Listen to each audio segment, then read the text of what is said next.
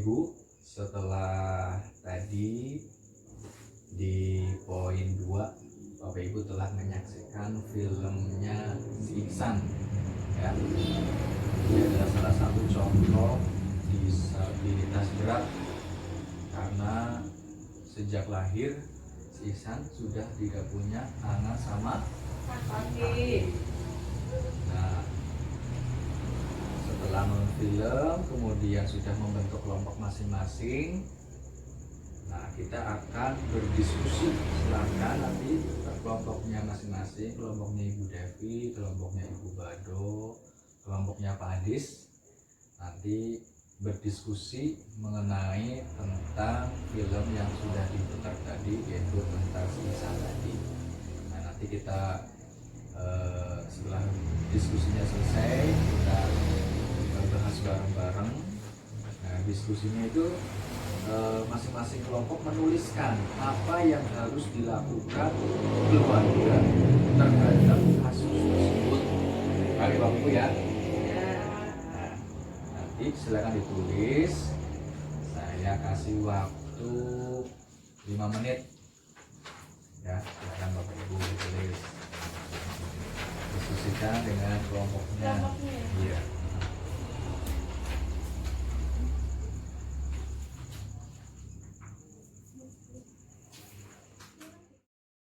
Sudah selesai semuanya? Iya Pak. Sudah selesai? Iya Pak. Kelompoknya Bu Bado sudah? Sudah. Pak Adis kelompoknya udah? Udah. Yang lemes Pak Adis? Belum apa? Belum sarapan? Ya Allah, sarapan dulu tadi Pak Adis. Iya.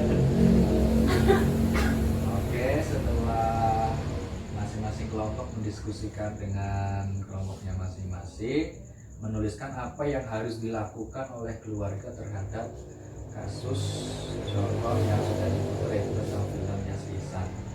Nah, kira-kira misalnya yang hasil diskusinya Pak Adis, silakan bacakan 1 poin saja dari hasil diskusi dengan kelompoknya.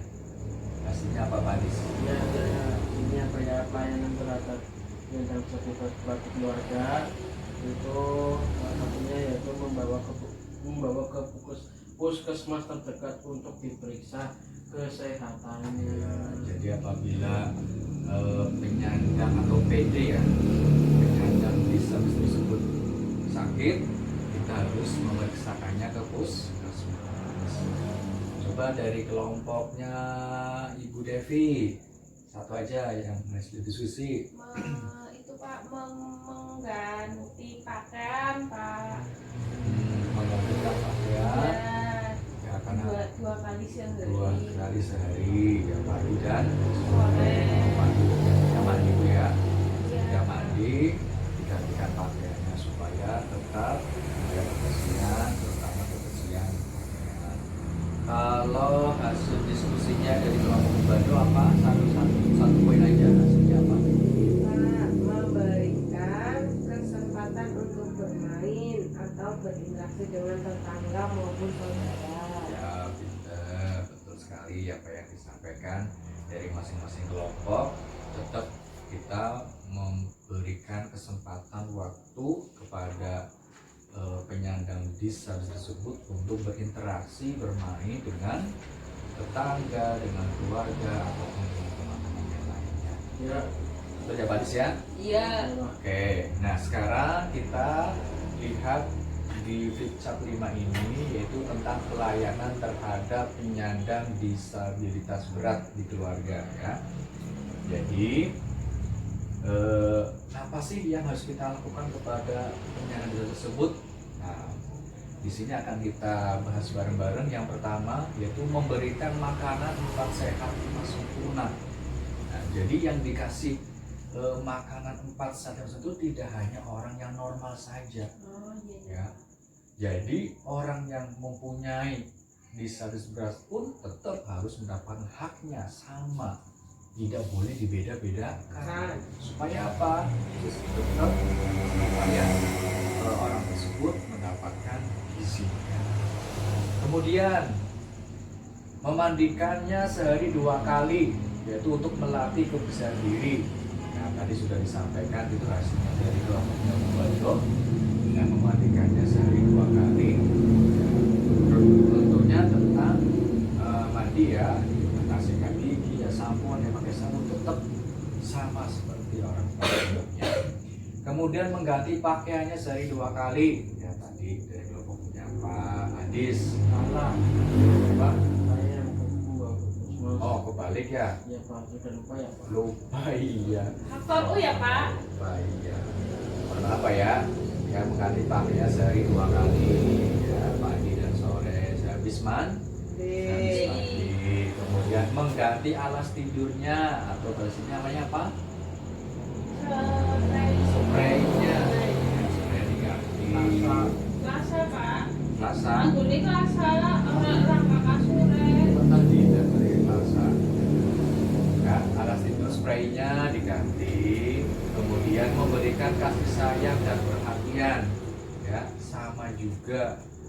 Kemudian memberikan rasa aman dan nyaman. Nah, itu juga penting. Kemudian mengajaknya berbicara. Ya, jadi jangan didiami terus. Nanti orang tersebut awalan merasa diasingkan. Tapi tetap kita diajak berinteraksi, komunikasi. Jadi merasa diperhatikan oleh kita. Kemudian mengajarkan tentang nilai-nilai yang baik. Ya, walaupun misalnya anak tersebut tidak sekolah, nah namanya pendidikan yang pertama kan dari rumah ya. Gurunya adalah orang tuanya sendiri. Ya, tetap kita mengajarkan nilai-nilai tentang kebaikan, baik yang nilai-nilai yang baik ataupun yang tidak baik harus kita sampaikan. Kemudian membuatkan akte kelahiran. Nah, karena penyandang disabilitas juga mempunyai hak yang sama, ya akte kelahiran pun tetap dibuatkan. Ya. Kemudian membawa ke puskesmas. Nah, tadi siapa ya? Kelompoknya Pak Adis ya? Pak Adis Pak. Saya lupa tadi ngomong apa.